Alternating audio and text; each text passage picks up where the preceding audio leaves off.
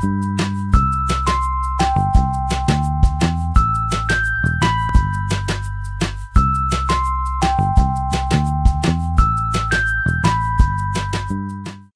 sejam bem-vindos a mais um encontro da série Casagrande Entrevista. Meu nome é Pedro Tinoco, eu sou jornalista e, a convite do Teatro Casagrande, venho conversando com os nossos candidatos a prefeito do Rio.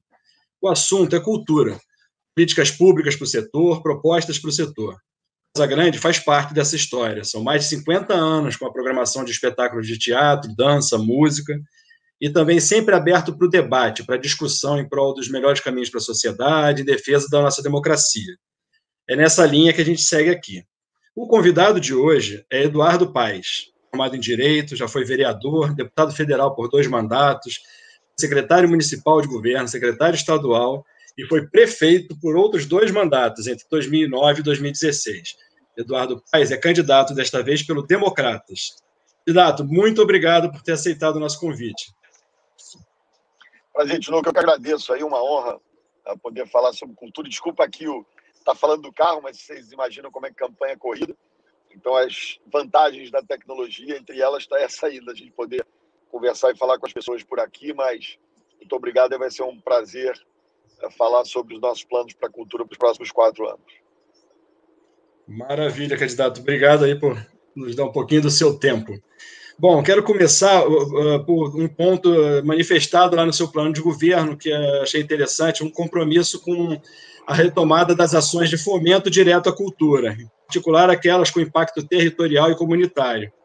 Parece auspicioso, né? Só que me chamou a atenção para aquela sinuca lá que terminou lá o seu mandato em 2016, que foi justamente um edital de fomento que acabou não executado, não pago, atravessou aí o mandato seguinte, né, do prefeito Crivella também, com gente que ganhou, mas não levou, né? Como é que se dribla uma situação como essa aí no próximo mandato? Olha só, é óbvio que as pessoas, elas sempre esperam, né? Você fez o edital, elas esperam receber por esse edital, mas a gente sempre fez o edital num ano para o ano seguinte, né? E aí você pagava, quer dizer, e aí você tem toda uma previsão orçamentária para aquilo. Então, eu estava no meu último ano de administração, talvez tenha faltado deixar claro isso, e por isso a gente errou, né? Então, eu assumo essa responsabilidade, né? Mas acho que esse erro aí do último ano de mandato, enfim, não apaga o volume de recursos bastante grande, importante, que a gente fez na cultura, nos editais de fomento, nos editais de ações locais, em vários momentos, inclusive, com valores acima do que era disponibilizado pelo próprio governo federal, né?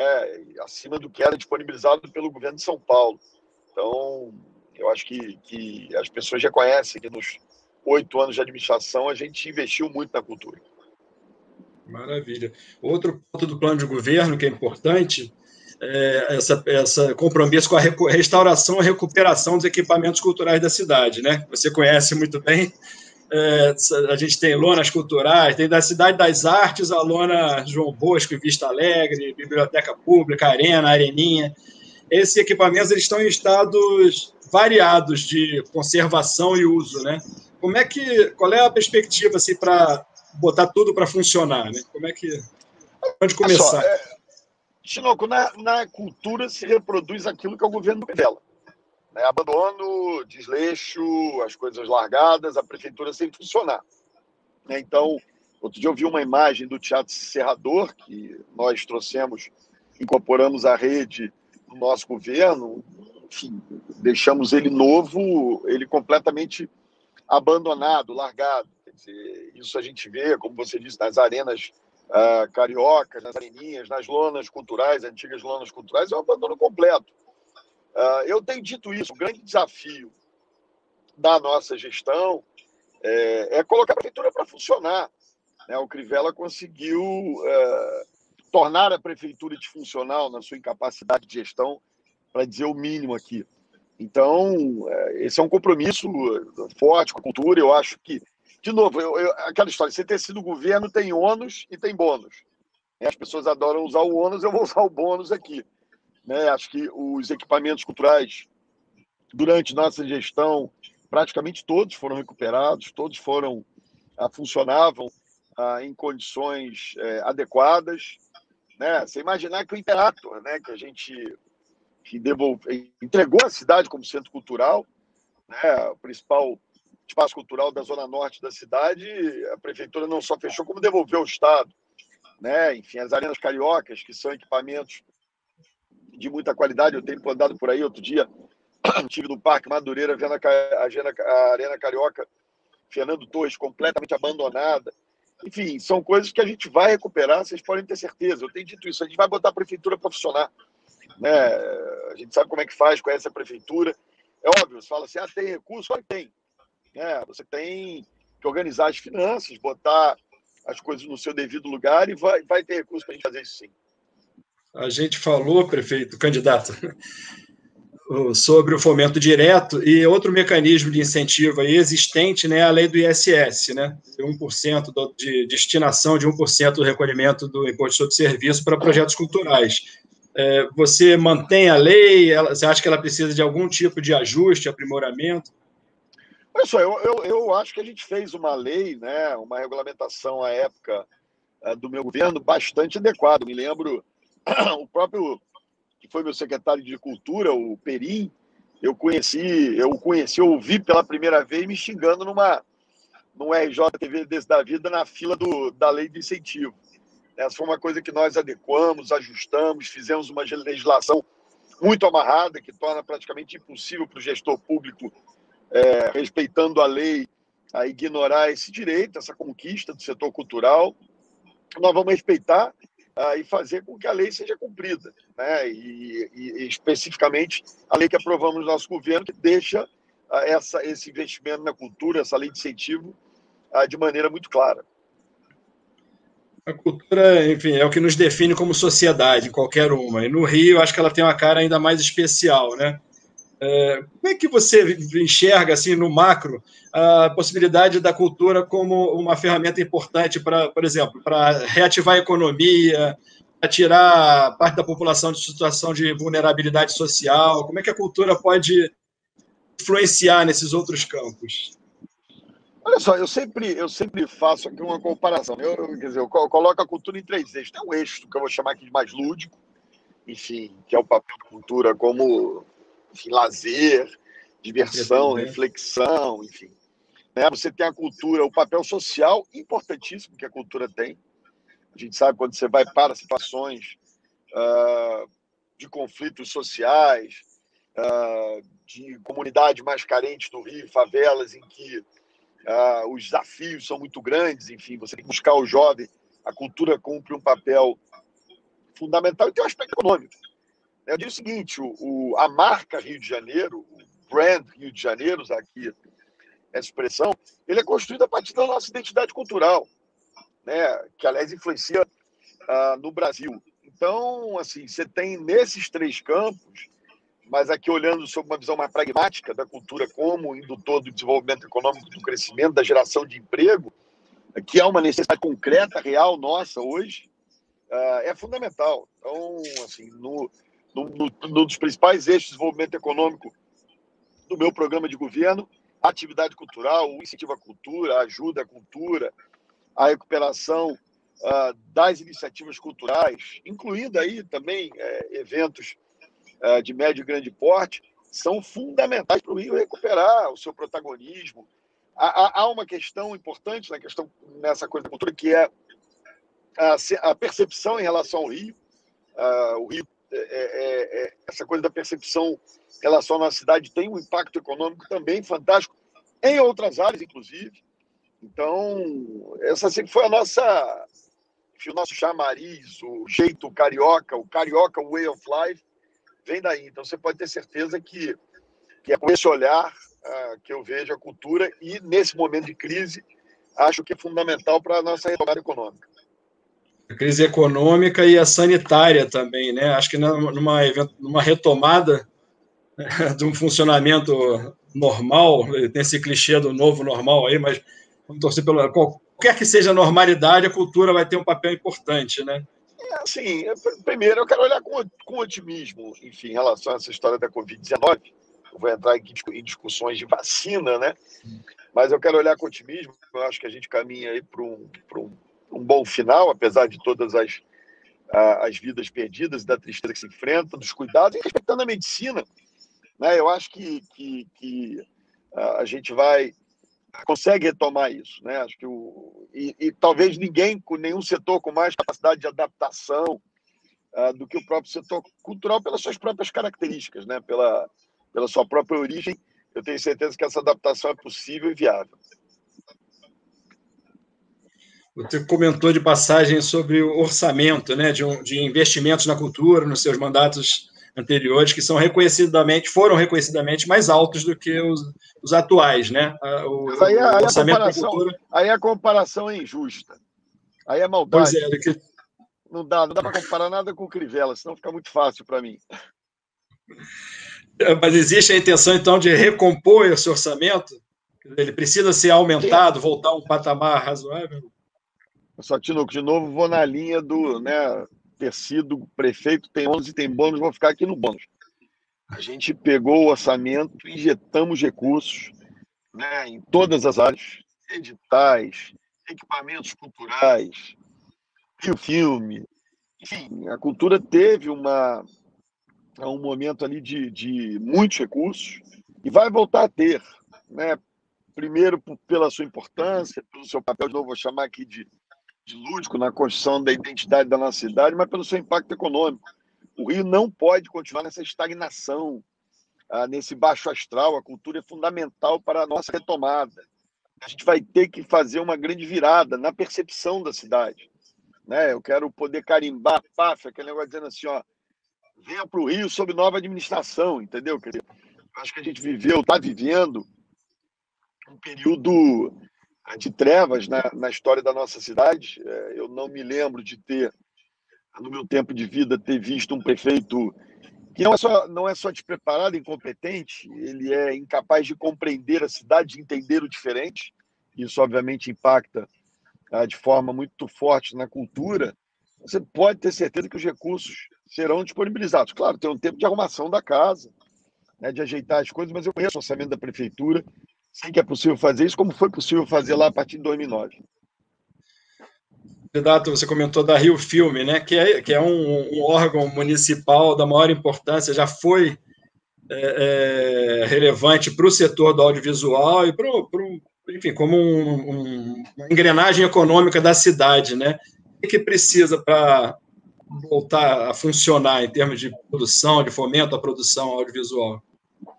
Olha, é óbvio que as políticas adequadas, mais dinheiro, né? Incentivo. Aliás, nós montamos um modelo na Rio Filme, né, em que, em determinado momento, a Rio Filme estava quase se pagando. É óbvio que aí você quer incentivar mais, você coloca a porta mais recursos públicos, né? Mas é uma das atividades dessas que ela, inclusive, em determinadas áreas, obviamente, a conta mais do que se paga.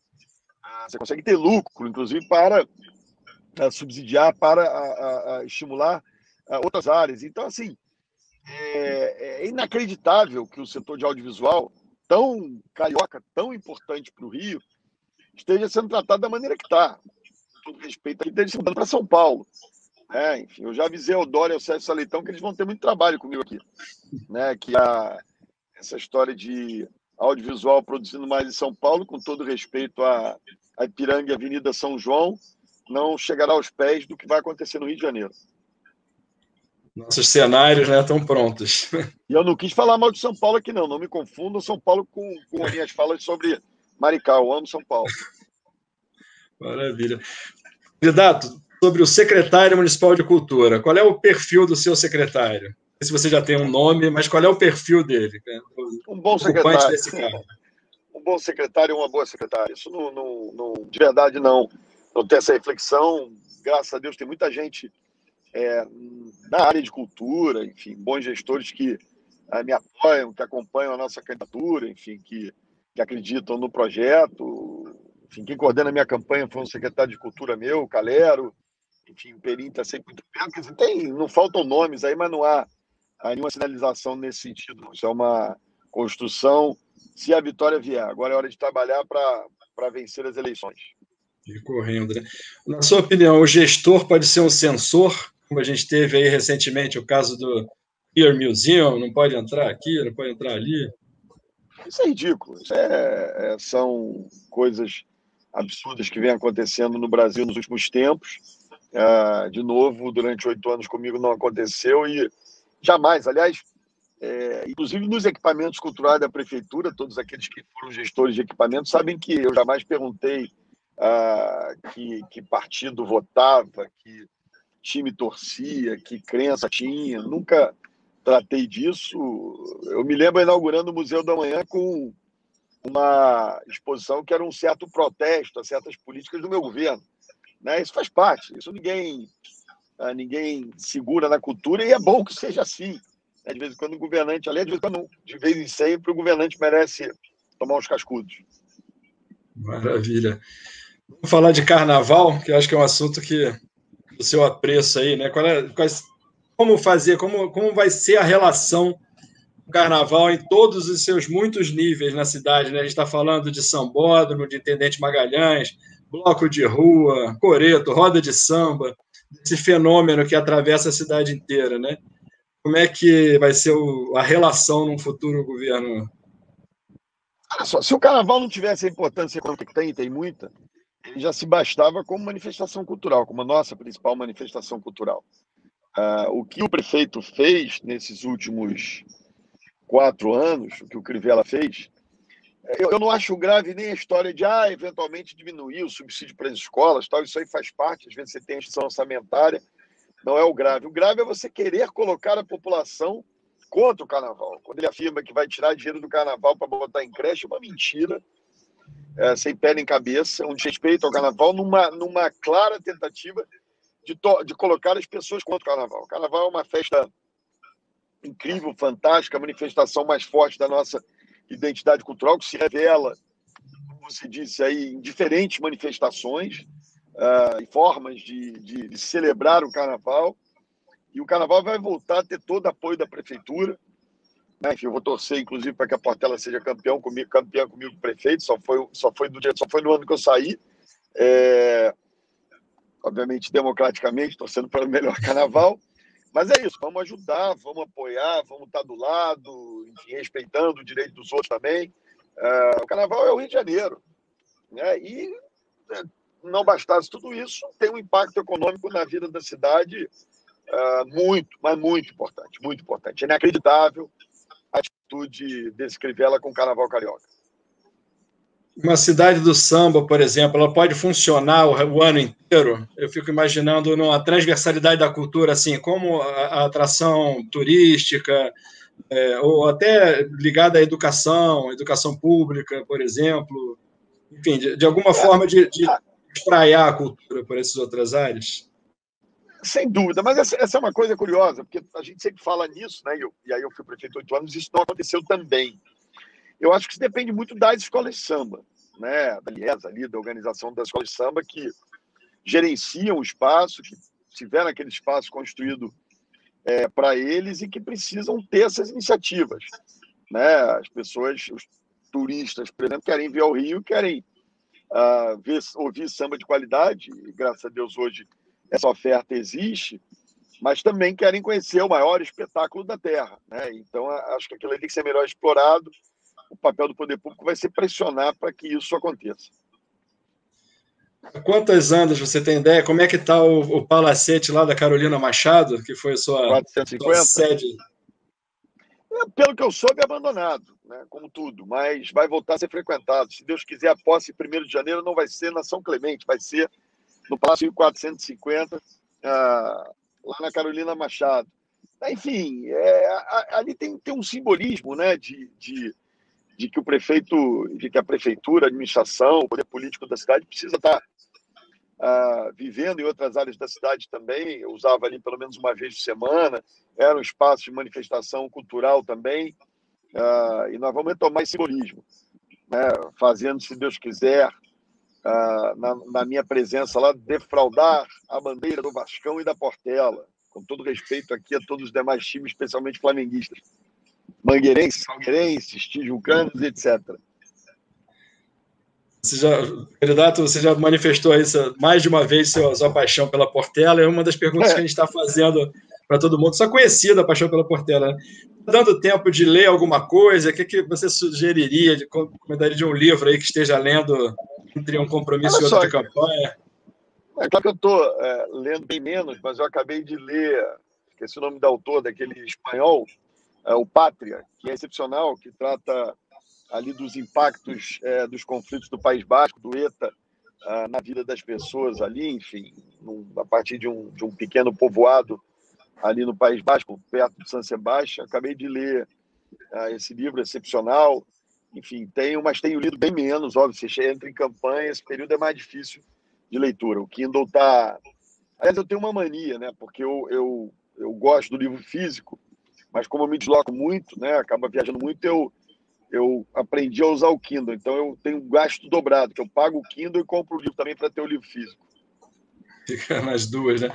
Cinema, então, nem pensar. Quer dizer, imagina, cinema em casa, né? Que não estamos indo...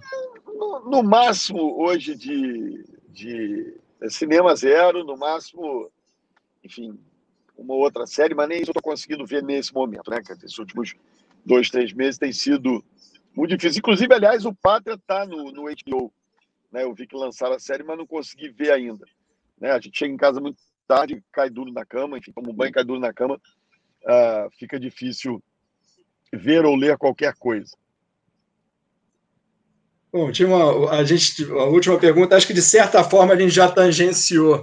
E indústria e comércio, né? Algumas pesquisas aí, a Firjan, então já tem os setores da indústria e comércio já começam a demonstrar alguma disposição para essa retomada a níveis razoáveis, começo da pandemia, que nem eram tão fantásticos assim, mas já sinaliza uma retomada. O setor cultural foi o primeiro a fechar, por razões sanitárias, né, evidente, teatros, salas de cinema, espaços para show, e será o último a reabrir. Né? O que dá para esperar? Qual é a mensagem de otimismo, como você bem colocou, assim, que a gente pode dar para esse setor que emprega tanta gente, gera renda? Olha só, primeiro, é óbvio que a pandemia impacta nos setores de maneira diferente. Né? O cara que vende álcool gel está rindo de orelha a orelha. Né? Enfim, e alguns setores recuperam, mas todos recuperam mais lentamente. Óbvio que todos aqueles que pressupõem encontro de pessoas como a cultura, né, eles têm um retorno mais difícil, mais lento. E aí é que está o papel do poder público. O ativismo governamental nessas horas ele é fundamental. Né? E dada a importância do setor cultural para o Rio de Janeiro, dada a sua importância econômica, né? Se não for pelo aspecto da cultura por si só, mas dada a importância do setor cultural do ponto de vista econômico também, é papel do poder público fazer com que essa retomada se dê no novo normal, como você disse aí, de maneira o mais rápido possível. E é isso que nós vamos fazer. Eu quero passar uma mensagem de otimismo aqui para o carioca. Né? A cidade não precisa estar passando pelo que está passando, não precisa. Não há crise no Brasil, não há pandemia que justifique o que a gente está vivendo. Se você for São Paulo, não está assim. Se você for Salvador, não está assim. Né? Nós vamos mudar essa virada, mudar essa percepção, e vamos trazer uma dose de otimismo para o Rio de Janeiro e o carioca vai dar a volta por cima. Maravilha. Candidato, estamos chegando ao fim. Você foi muito objetivo nas respostas, o que é sempre ótimo. Está em trânsito, não vou tomar mais do seu tempo. Quero te agradecer tremendamente aí pela participação, devolver a palavra aí para você dar um tchau para a nossa plateia, antes de voltar para mim para eu fechar as cortinas.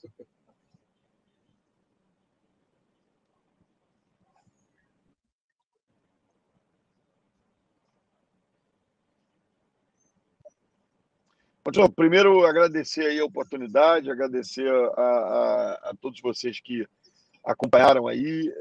Eu acho que, enfim, a gente errou nas duas últimas eleições, me permitam dizer isso, em 2016, quando elegeu o despreparado, para dizer o mínimo, prefeito Crivella, em 2018, quando elegeu o senador, reagi, mas no momento aqui não tem alguém que acertou em tudo, não tem ninguém perfeito, não tem dito isso, meu governo não era perfeito, mas acho que as pessoas sabem do setor de cultura. Então, queria muito pedir o voto de todos vocês aí para o 25, Eduardo Paes, prefeito. Mais uma vez, muito obrigado. Um grande abraço.